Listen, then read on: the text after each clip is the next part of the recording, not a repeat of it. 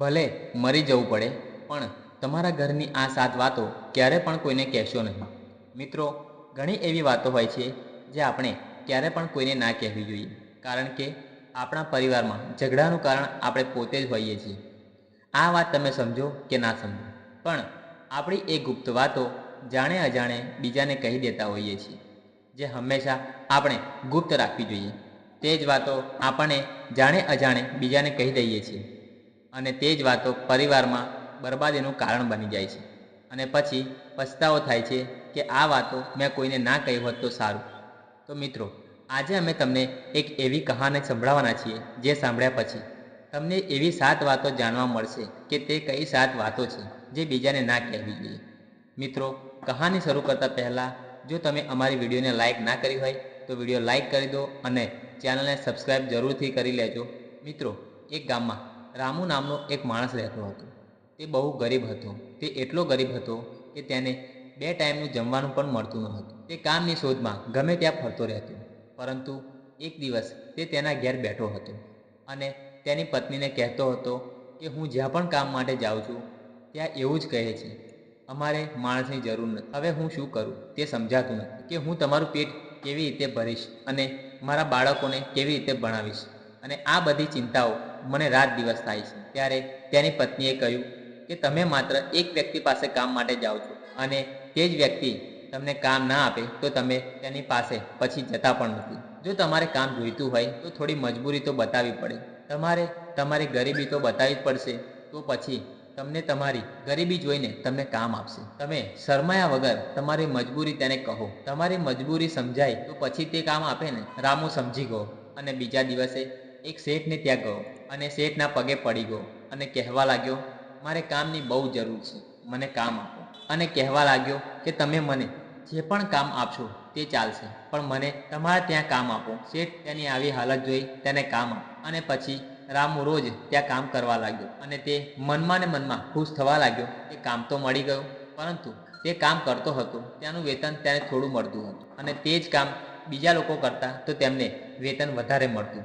એક દિવસ રામુએ આ વાત વિશે શેઠને પૂછ્યું તો શેઠે કહ્યું કે ભાઈ, કામની જરૂર તારે હતી એટલે મેં તને કામ આપ્યું. શેઠની આ વાત સાંભળી રામુ ચૂપ થઈ ગયો, કારણ કે તે તેની મજબૂરી હતી. એક હિસાબે તો શેઠની વાત તો સાચી જ હતી ને, પરંતુ રામુ ધીરે ધીરે તે વાત તેના સગા સંબંધી અને મિત્રોને કહેવા લાગ્યો કે તેના શેઠ તેને કેટલો પગાર આપે છે અને તેની સાથે કેવો વ્યવહાર કરે. ધીમે ધીમે સમય પસાર થવા લાગ્યો. રામુ પૂરી મહેનતથી કામ કરવા લાગ્યો અને ધીરે ધીરે તેની પરિસ્થિતિ પણ બદલાવા લાગી. શેઠ બીજા લોકો કરતાં રામુને કામ વધારે આપવા લાગ્યા અને બીજા લોકો કરતાં તેના પૈસા પણ ઓછા આપવા. આ વાત રામુને બહુ ખોટી લાગી કે હું બધા લોકો કરતાં વધારે મહેનત કરું છું તેમ છતાં ઓછા પૈસા આપે છે. ધીરે ધીરે રામુને કામમાં મન લાગતું ન હતું. મિત્રો, જાહેરની વાત છે, એવી જગ્યાએ મન ક્યાંથી લાગે જ્યાં માણસને તેના આત્મસન્માન સાથે સોદો કરવો પડે. તેના કારણે રામુએ નોકરી છોડી દીધી અને ઘરે આવીને બેસી ગયો અને હવે તેની પાસે ઘર ચલાવવા માટે પૈસા પણ બચ્યા ન હતા. તેના કારણે તેના સગા સંબંધીઓ અને મિત્રો પાસે સહાય માંગવાની શરૂ કર્યું, પરંતુ તેના દોસ્તો તેને દયાવાન સમજતા અને તેની મશ્કરી કરતા. આ એટલો બેવકૂફ હતો કે તેને શેઠે કામ તો આપ્યું પણ પૈસા આપ્યા નહીં. આની જોડે કોઈ કામ ધંધો તો છે નહીં, તો આપણા પૈસા કેવી રીતે પાછા આપશે? કોઈએ તેની મદદ ના કરી, એટલે દિવસે ને દિવસે તેની સ્થિતિ વધારે ખરાબ થવા લાગી. મિત્રો, એક વાત તો આપણે જાણીએ છીએ કે આપણા ગામ કે સમાજના જેની પાસે સારી નોકરી, પૈસાદાર, તો તમને 10 લોકો તમારી ખબર પૂછવા માટે આવશે. પરંતુ જો તમારી પાસે પૈસા કે સારી નોકરી નહીં હોય તો તમારા સગા સંબંધીઓ પણ તમારી ખબર નહીં પૂછે. તેવો જ હાલ રામુનો હતો, જે દિવસ રાત તણાવમાં આવવા લાગ્યો. તેના સગા સંબંધી તથા મિત્રો તેને જ્ઞાન તો આપતા, પરંતુ તેની મદદ કોઈએ ના કરી. હંમેશા એવું જ થાય છે કે જ્ઞાન આપવાવાળા બહુ હોય છે અને મદદ કરવાવાળા બહુ ઓછા હોય છે. મિત્રો, પછી એક દિવસ રામુને ખબર પડી કે તેના બાજુના ગામમાં એક સાધુ આવ્યા છે. તે બહુ જ્ઞાની છે. રામુ એટલો બધો પરેશાન હતો કે તેને કંઈ સમજાતું ન હતું કે હવે શું કરવું, પરંતુ તે સાધુ પાસે જાય છે અને તેમના પગે પડી જાય છે અને રડવા લાગે છે અને તેની બધી જ વાતો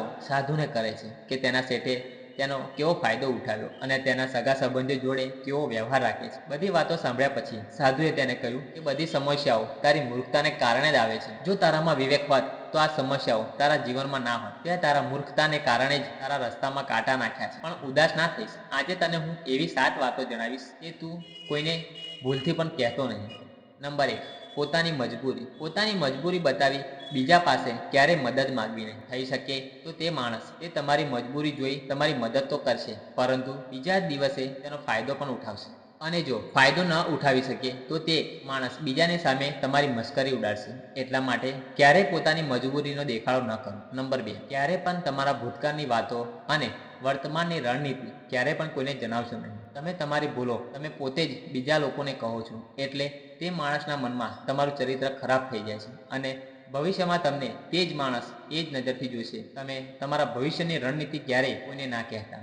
જે માણસ કોઈ દિવસ તમારી મદદ ના કરી શકે તેવા લોકોને વાતો કહીને શું ફાયદો? એવા લોકો તમારી મદદ તો ના કરી શકે પણ તમારા ભવિષ્યનું નુકસાન જરૂર કરશે. તો મિત્રો તમે જ વિચારો કે તમે તમારા ભવિષ્યની રણનીતિ કોઈને કહી હોય પણ તે તમારી રણનીતિ કામયાબ ના થઈ હોય. નંબર 3, ક્યારે પણ પોતાના ઘરની વાત ના કરવી. મિત્રો, આપણે આપણા મા બાપ, ભાઈ બહેન, પતિ પત્ની કે બાળકો વચ્ચે જે પણ વાત થતી હોય તે આપણા પરિવારમાં સીમિત રહેવી જોઈએ. અને આ વાત તમે બીજા સાથે ન કરો. આ વાત તમે બીજા સાથે કરો છો તો બીજાને તમારા ઘરમાં આવવાનો મોકો મળી જાય છે અને તે વ્યક્તિ તેનો ફાયદો જરૂર ઉઠાવે છે. તે વ્યક્તિ તમારા પરિવારના સદસ્યોને અંદરો અંદર ઝઘડો કરાવશે અને ઘરની બરબાદી થઈ શકે છે. મિત્રો, આપણે પણ એવું જ કરીએ છીએ કે આપણે ઝઘડાની વાતો પડોશીઓ, સગા સંબંધીઓને કહીએ છીએ, પરંતુ તેનાથી તમને મદદ તો ક્યારેય નહીં મળે, પરંતુ તમારા ઘરના ઝઘડા વધારે ને વધારે વધવા લાગે છે. મિત્રો, તમારા મા બાપની વાતો તમે બીજાને કહેશો તો તમારા મા બાપને ખોટું લાગશે કે અમારો છોકરો અમારા કયા વગર અમારી વાતો બીજા લોકોને કહે છે. એટલા માટે ઘરની વાત ક્યારેય બીજા લોકોને ના કહેશો. નંબર 3, તમારી આવક કેટલી છે એ ક્યારેય કોઈને કહેવું નહીં. મિત્રો, અમુક લોકો તેમની આવક તેમના મિત્રોને જણાવી દેશે, પરંતુ તે જણાવવાથી શું થાય છે? તો મિત્રો, જ્યારે પણ તમારા દોસ્તને જરૂર હશે ત્યારે તે તમને જ યાદ કરશે, કારણ કે તેને ખબર છે કે તમારી આવક વધારે છે તો તેને તમે જ મદદ કરી શકો છો. પરંતુ તમે જ્યારે તેની મદદ ના કરો ત્યારે તેને ખોટું લાગશે અને વિચારશે કે આ વ્યક્તિ પાસે પૈસા હતા પણ મારી મદદ ના કરી. તેના કારણે તમારા બંને મિત્રો વચ્ચે ઝઘડાનું કારણ બની જાય છે. એટલા માટે ક્યારે પણ તમારી આવક કોઈને જણાવી નહીં. નંબર 4, ક્યારેય કોઈને તમારી કમજોરી અને તાકાત વિશે જણાવવું નહીં. પરંતુ ઘણા લોકોને ખબર નથી હોતી કે તેમની કમજોરી કે તાકાત શું છે. જે વ્યક્તિને તેની કમજોરી અને તાકાત વિશે ખબર છે તો વ્યક્તિ બુદ્ધિમાન છે. જે પણ માણસને તમારી કમજોરી કે તાકાતની જાણ થઈ તો તે કમજોરીનો જરૂર ફાયદો ઉઠાવશે અને તાકાત વિશે ખબર પડી તો તે તમારી તાકાત કમજોરી બની જશે. એટલા માટે તમારી કમજોરી અને તમારી તાકાત વિશે તમારી પત્નીને પણ ના કહેતા, કારણ કે તેનાથી હંમેશા બીને રહેવું પડે છે. નંબર 5, તમે તમારા મિત્રો કે શત્રુના વિશે ક્યારે પણ કોઈને જણાવશો નહીં. અને જો તમે તમારા મિત્રો વિશે કહેશો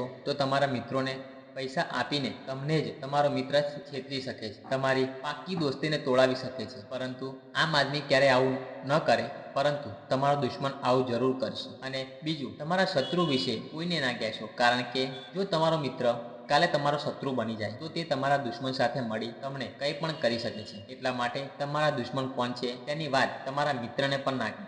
નંબર 6, જ્યારે તમે દાન કરો છો તો દાન વિશે પણ કોઈને ના કહેતા કે તમે કેટલું દાન કરો છો, નહીં તો દાન કરેલું વ્યર્થ જાય છે. અને જો તમે બધાને જણાવો છો કે મેં દાન કર્યું તેમ કહી તમે કેટલા દાની પુરુષ છો તે દર્શાવો છો અને આ વાત તમારા અંદર એક અહંકારનું નિર્માણ કરે છે. એટલા માટે દાન ગુપ્ત રીતે કરીએ તો જ સારું છે. જ્યારે તમારા જમણા હાથે દાન કરો તો ડાબા હાથને પણ ખબર ના પડવી જોઈએ કે દાન કર્યું, ત્યારે જ તમને દાનનું સાચું ફળ મળે છે. તો મિત્રો, આ વાતો સાધુ મહાત્માએ રામને જણાવી, તેમાં સંસારના બધા જ સિદ્ધાંત છુપાયેલા છે. આ વાતનો આદર કરી તમે તમારા જીવનને સુખ શાંતિ બનાવી શકો છો અને ઘરના ઝઘડા હંમેશા માટે બંધ થઈ જશે. તો મિત્રો, અમે આશા રાખીએ છીએ કે તમને અમારી વિડીયો પસંદ આવી હશે. વિડીયો પસંદ આવી હોય તો વિડીયોને લાઇક કરી દો અને કોમેન્ટ બોક્સમાં જય શ્રી કૃષ્ણ જરૂરથી લખી દો અને વિડીયોને તમારા મિત્રો તથા સગા સંબંધીઓને જરૂરથી શેર કરજો. જય શ્રી કૃષ્ણ.